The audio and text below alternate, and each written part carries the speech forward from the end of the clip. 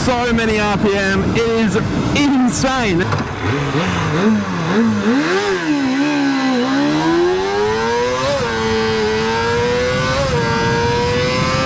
Oh no, bored. Welcome back to 0 to 60. Today should be a lot of fun because I'm finally going to do a 0 to 60 on this little ZXR250 Ninja, or well, ZXR250, ZX2R, whatever you want to call it, wherever you are from the world, whatever these were sold as. This little 4-cylinder, absolute weapon, miniature, superbike, insane revving, LAMS approved motorbike. I'm going to hit the road, see how quick it gets from 0 to 100, and whilst we've got the draggy and all the gear set up, wouldn't mind doing a 60 to 120 as well to see how it compares once it's off the line to some of the sports cars we've had on the channel recently. So if you don't know what these are, like I said before, it is a LAMS approved, which means it falls under a certain power to weight category and makes it eligible for somebody that's not on their open motorcycle license in Australia to ride. Pretty good idea, because I remember, well, quite a few years ago now, if you had your open car license, it was not hard for you to go and get your open bike license, which means if you had a few $1,000s, you could go and buy a CBR 1000 with zero riding experience and yeah, probably kill yourself very, very quickly. So it is good that people do have to ride slightly slower bikes now for a little bit. But yeah, look, this bike, it's not a weapon as far as bikes go, don't get me wrong. It's, in fact, compared to a proper sports bike, it's incredibly slow, but it's not a slow mode of transport. I mean, it's still vastly quick enough to break the speed limits very, very quickly. But yeah, I mean, I think you'd have no problem annoying a lot of other cars on the road as long as they're not a very, very fast car. But what I am really interested in comparing it to is the CBR 500 that we had on the channel quite a few years ago, which that was another learner approved bike.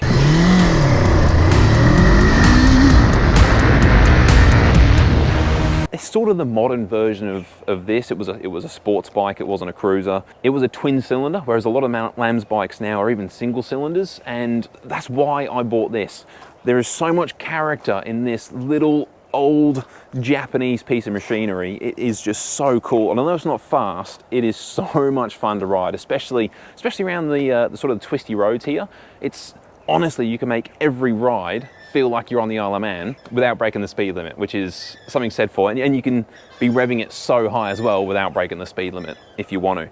And speaking of the revs, this tacho goes to 20,000 RPM.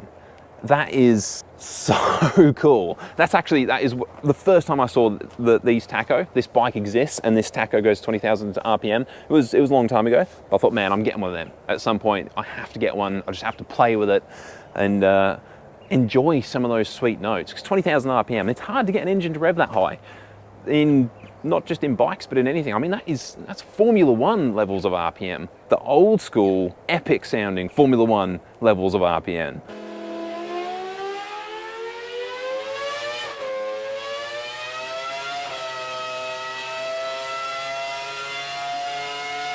Obviously, a downside to all of those revs means that it has next to no torque. In fact, speaking of the power figures, if you want to know, if you want to speculate at 0 to 100 run, we're going to need its power figures, which when they came out, I think it was rated at 45 horsepower or 40 horsepower, I can't remember, I do apologise. There was a couple of different models of these, and one was 40, one was 45. They ended up restricting them a bit later on. But like, I won't get too far into the details of this bike. I might save that for another video because we are going to have to be quick today because the weather doesn't look very happy and I feel like the rain is coming, so I have got to be quick. But look, power wise, I'll say 40 horsepower, but it was about 23 years ago. This bike is a mid-90s model, so it's not going to have 40 horsepower now.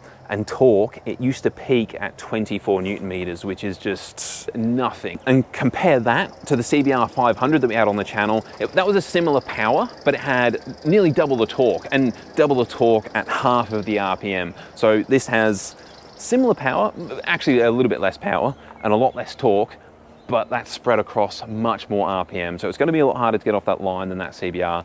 And honestly, that CBR was actually, I think it was mid-5s. It ended up beating the Evolve tuned E60 M5.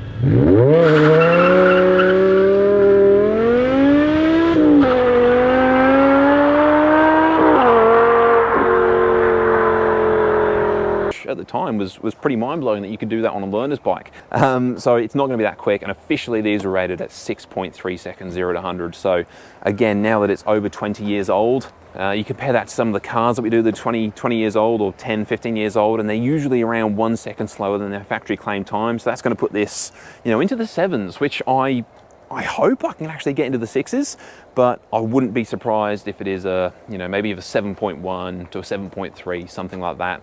But look, that's about it. I will go and get changed because we have to be bloody quick to beat this rain.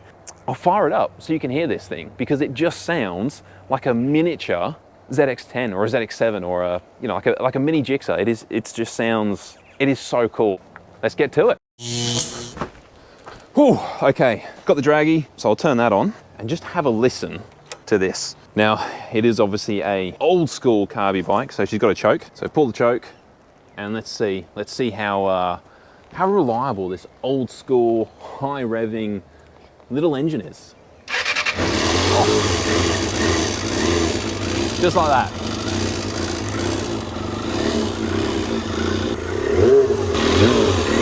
That's 3,500 RPM, which is 1 millimeter on the tacho. 4,000 RPM. Again, that's nearly idle. It sounds so good. Anyway, I'll get me gloves, my helmet, and we'll hit the road. Okay, well, I hope you can actually hear me. So I'm trying I'm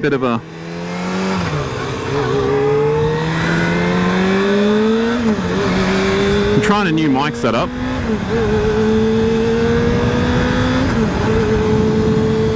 But it is pretty windy today, and I can feel the wind coming in my helmet. So I don't know how that's going to work. However, one thing I've got to mention in that little intro is the weight of this thing. Although it's got bugger all power, they actually only weigh about 150 kilos, whereas even that little CBR 500, which is, again, it's another L's bike, you know, they're a bit closer to 190 kilos. So there's even a fair bit of weight difference between this and other L bikes. Alrighty, let's do a bit of a first test run here. We'll see what happens. Because I reckon we're going to need to lean on the revs a lot.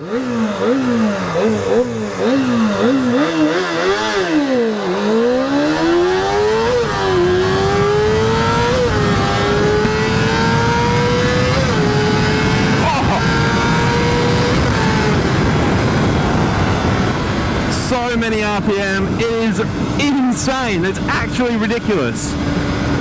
I love revving engines a lot. However, I need to force myself to rev this thing. So that is so much fun. I know it wasn't quick. I can tell it wasn't quick, but I don't know what it's going to be. I don't think it was slow, and there's more in it. All right, let's check it out. I'm dying to know. Damn, that was 6.49. 0 to 100. Like I said in the intro, when these are brand new on I presume on a small Japanese Kawasaki test rider, these are rated at 6.3. That's just on 6.49. That's not too bad. 60 to 120 was 6.2, which isn't quick. I'm trying to think what's comparable to that. Those, like the BMW M3s, they were in the 5s from memory. So, you know, a BMW M3 is going to beat one of these from a rolling race, which was kind of expected. I'm actually not sure if there's going to be more in that. I thought there would be, because I had so many RPMs when I was starting to let the clutch out, but yeah, it's still, as the clutch was fully out, it still pulled the RPM down a little bit. From about 10,000 RPM, it starts to come into its power band, and I think it dropped to just below that, or maybe to that, which it'd be better to keep it in that. But it doesn't feel right revving an engine so much, and unlike that CBR 500 or even any of the dirt bikes that I've done acceleration tests on, you know, you can really beat on them, and it doesn't feel like you're going to hurt on them. Like, I always like starting in second gear. I can't remember if I did in the CBR, to be honest, but that was so long ago.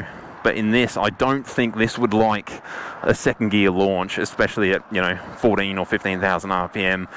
honestly, if it was second gear, it's probably going to have to be 18,000 RPM. So I don't want to do that. I'm going to have to do it in first gear again. But look, I'm actually really happy with that already. So I'm only going to do one more and probably call it a day, to be honest, because yeah, the weather is still turning. All right, let's try again.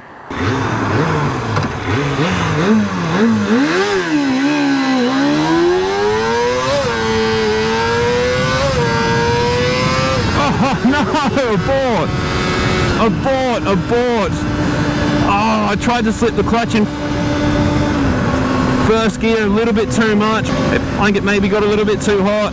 I think it was second gear, it started to slip a bit.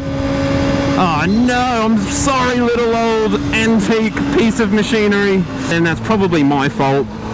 So I'll cop that. But I'm actually happy with that 6.4. If I do any more between now and when this video comes out, I will put the times up if they were quicker. But if not, I'll leave them at that.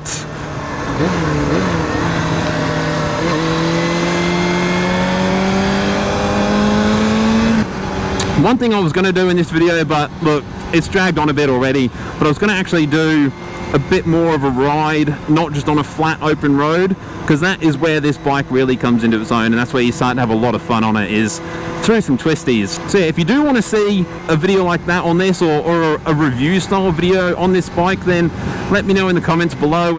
I've just checked the time from that aborted run, and I must have aborted after 100 k's an hour, but actually did it at 5.94, and it must have been just over 100 that the clutch really started to get too hot and let go and slip. So it's actually broken the 6-second barrier. So that's significantly quicker than its factory claim time, which doesn't happen very often. Guys, I just got home and only got a little bit wet, but I just rewatched that footage of that last run. Well, actually both of the runs, and I realized two things. Firstly, I thought that my camera angle, I purposely pointed it down a lot in hopes that the camera would pick up the tacho, so you can see just how much the bloody needle has to move to get 20,000 RPM. But it turns out it was fine for normal riding, but as soon as you're sort of leaning over the tank to try and take off quickly, you were just looking at the tank. So apologies about that. And secondly, you could hear the engine, you could hear the clutch slip in that second run. It was awful. That is my bad. But it does, I mean, it was quicker. That was actually really quick. So if you were doing track days on something like this, or even if you watch this and you do track days, do you just run the standard clutch, or do you put like an upgraded clutch, or even heavy duty springs? When I had the clutch cover off, I noticed there was only 4 springs, which isn't very much for a motorbike, let alone, you know, something that you want to slip the clutch quite a lot. And the clutch lever itself is just so soft. There's not much tension on the springs. So yeah, that's something I would actually quite like looking into with this bike, is putting a stronger clutch in it so that you can beat on it a little bit more and yeah, slip the clutch a little bit more without it sort of losing hope and giving up. Again, if I find any quicker 0 to 60 to 120s, I'll put the timers up now.